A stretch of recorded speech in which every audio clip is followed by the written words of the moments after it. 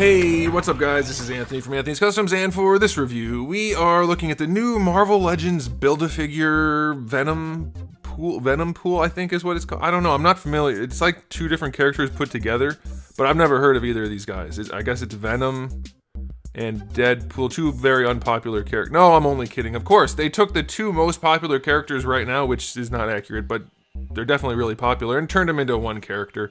And the good news is, guys, even if you have fatigue from Deadpool, I doubt you have fatigue from Venom. We haven't had much Venom stuff at all, but I would argue that this one is unique enough that it will not meet the criteria for being part of your Deadpool fatigue syndrome. This one is super duper awesome, very, very well executed, great figure.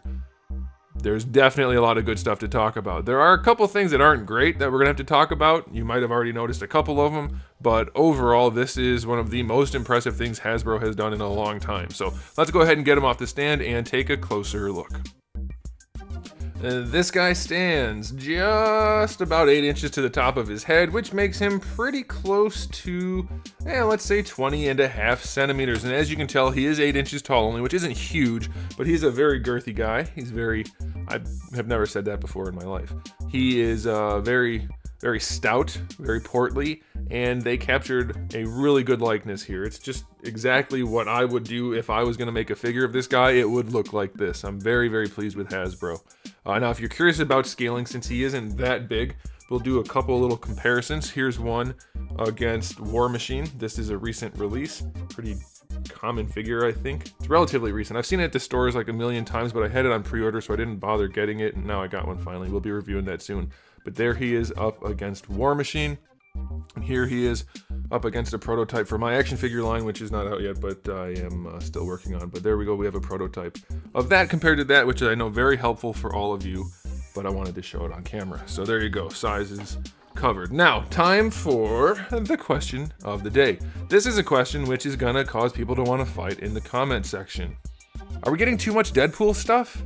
What do you guys think? Are you tired of Deadpool? Did you like Deadpool before all of the Deadpool stuff? Are you a new Deadpool fan? Are you an old Deadpool fan? Let's just talk about that in general. You can answer the question specifically, or you can talk about it a little bit more and fight with your fellow nerds in the comment section below. Okay, now let's go ahead and talk about the aesthetics on this guy. I'm gonna get the hard stuff out of the way. The bad stuff, we're just gonna pull that band-aid right off. The worst thing, there's kind of two things, but the worst thing I can find about this figure right now is the way the harness fits. And that's obviously not a really big deal, but it seems to me, now I could be wrong, maybe there's particular reference where his belt is particularly low, but it seems to me that his belt should be up here around his waist, which is where it looks far better. It looks like it should be there when it's there. But when you do that, as you probably saw on the turntable, the top part of the harness just don't fit. Doesn't fit, it's too big. Now if you put the top part down, it knocks the belt all the way down to his junk, which isn't terrible, and on a figure like this you might not notice it, but it definitely looks less good. It makes it lean a little bit, and it doesn't look as good as it does when it's up here. Is that something people could fix relatively easily? Yes, absolutely, but this is how it comes out of the package, so to speak, so we have to talk about that. Belt should definitely be up here as far as I can tell. As far as how belts work, that's where it should be, but that's not a real big deal. That's something. The only other thing that stands out to me is that some parts of him are slightly shinier than other parts. Now, most of him is matte or satin, which is, well, I'd say most of him is matte, which is the red part. It looks incredible. Now, the black parts on his suit are mostly satin, and they look really good still. This one shoulder looks a little bit shinier to me.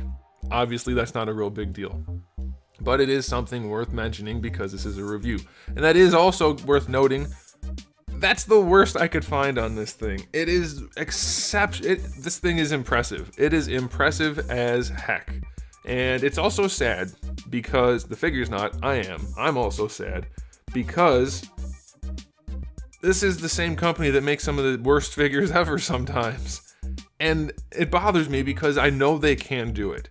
And you're going to bring up the argument about budget. Not everything that has to be good takes extra budget. Okay, things have to be sculpted. You might as well sculpt them properly. you might as well sculpt them properly. This figure has great proportions, great anatomy. Look where the shoulders are relative to the chest, relative to the traps.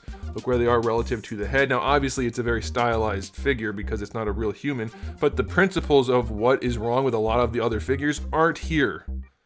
Which means they know how to do it, and they could do that. Every time they make a new sculpt for a regular figure that has weird proportioning, just remember, they know how to do it. Every time you see a Spider-Man figure with the shoulders really low, they know where to put shoulders. That's why it bugs me a little bit. But that is also to say that this figure is really, really, really well done. Really well done. The paints are really clean. There's not much here in terms of paint, but it's still really clean. The black to red transitions, no real problems there. The little silver bits everywhere, very clean. No problems. I'd say though, the best part on this guy is his noggin, the noodle. It is just so well done. Whoever sculpted this, I would lay odds, isn't the same person sculpting most of the stuff there. Or the people in charge of him don't let him do his thing enough. Because whoever, or she, it's probably a he, statistically speaking, but or she, whoever did this knows what the heck they're doing. This is an excellent sculpt. It's so well composed, it's so well detailed, everything about it is thought out and well executed. It's so good. Same thing for the body, but that head just really stands out. So nice. And then again, the finish, the actual production of it is really nice. The teeth are well painted, the eye area is well painted, the eyes themselves really, really stand out above and beyond greatness from Hasbro right here. This is easily the best looking thing in the Marvel Legends line that I can think of in the past 5 years at least. So aesthetically speaking, 9.9 out of 10. It's not perfect, but it is damn close. This thing is wonderful. The texture on the red, the matte finish, it just looks so much better than almost anything I think than anything they make, but we'll say almost to keep it safe. All right, as far as accessories go, we have his two katanas, or katana. Somebody corrected me the other day. It's not katanas, it's katana, because they don't use S's. Yeah, okay, I know. Anyway, we have two of them, and people don't like the way they're sculpted, I've heard. Some people do, some people don't. I think they're fine. They suit the character well enough. They're a little stumpy, sure, but whatever. They're fine. They have cool guards, and that's good. All right, and then as far as hands go, we have the two open hands and two katana gripping hands, and that's fine. And also, I'd like to point out that katana gripping hands have the right angled joint on them. That is how they should be done. They were done properly. I'm going to keep saying it whenever they don't do it because we know that they should do it. Or maybe it was just a fluke. But either way, it's good, and that's awesome. So, not a ton of accessories. I don't know if he's supposed to use guns when he's in this mode, as I might call it, but I'm okay with it. 7 out of 10. If he's supposed to use guns, then they could have given him some gun hands and guns, but I don't think I need that. I don't mind it. All right, now as far as the articulation goes, I haven't really tested this, so this will be interesting. We're going to do it together. The head can go all the way. Oh my gosh. Look at that. Look at that. Hold on, let's check. Is there No, there's no giant gap. There's no giant gap between the neck and the head. And yet, we have good range. It looks up, it looks down. It rotates, even a little bit of attitude. They know how to do it. They know how to do the things that they should be doing. All right, so the head's really good. How's the shoulder situation? Aha. They did lima beam the shoulder a little bit, which is to kind of stretch it out this way. And that looks good in a neutral. It allows the arm to come down. It gives it a little bit more of a natural look like this rather than making a big bowling ball. And when you do this, it does help get rid of that lump that's down there, but you have to be very careful because then the muscle bumps into the socket.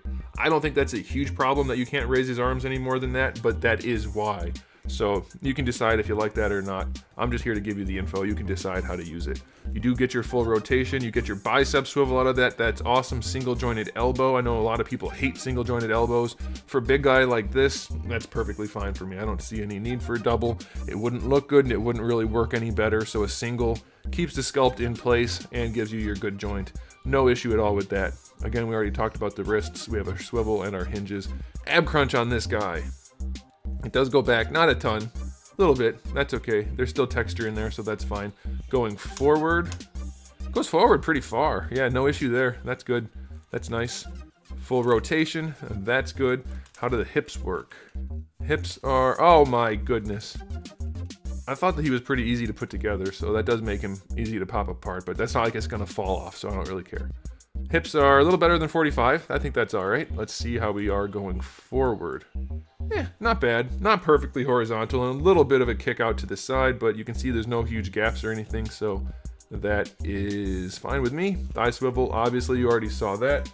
Now my phone's ringing. Hopefully you guys don't hear that. I thought it was muted, but it's not. The knees work just fine, no problem there. And then for the ankles, let's go all the way over here. You can bring the foot all the way back, which is really nice, and bringing it not that far forward, but probably far enough. That'll do.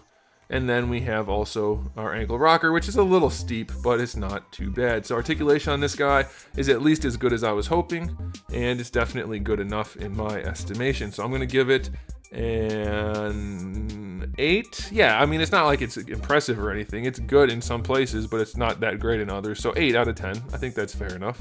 And now it's time for the final verdict. If you haven't been able to tell, there's a lot to like about this figure. I subjectively like it a whole bunch. Objectively, there's almost nothing wrong with it. It is a really well, this is how Build-A-Figures should be. I might say, and I'd have to go back and check, but I might say that this is the best Hasbro Build-A-Figure in 10 years. I think. Hasbro did Fin Fang Foom, so it's hard to say. But this one is good. Very, very good. So, final verdict on the overall figure. 9.8 out of 10.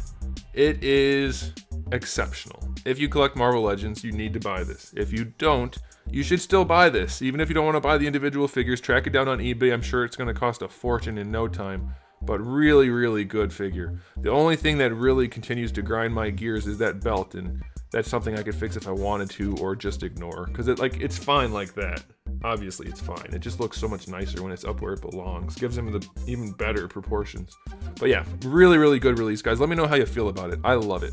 All right, thanks for watching, guys. If you enjoyed the video, give it a thumbs up. If you didn't, give it a thumbs down. And if you haven't subscribed, you should. I have new videos almost every single day, and thousands already on the channel. So make sure you come back for all of that. And in the meantime, keep collecting.